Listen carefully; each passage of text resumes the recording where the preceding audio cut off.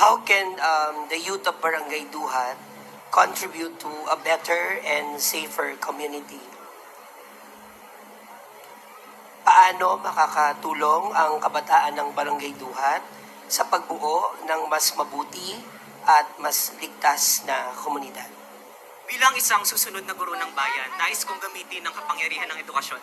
Dahil kapag edukado ang mga kabataan, maalam sila sa mga batas, sa mga responsibilidad nila bilang mga mamayan, at sa mga kasalukuyang issue na kinakaharap ng mga kabataan katulad na lamang ng teenage pregnancy at drug addiction.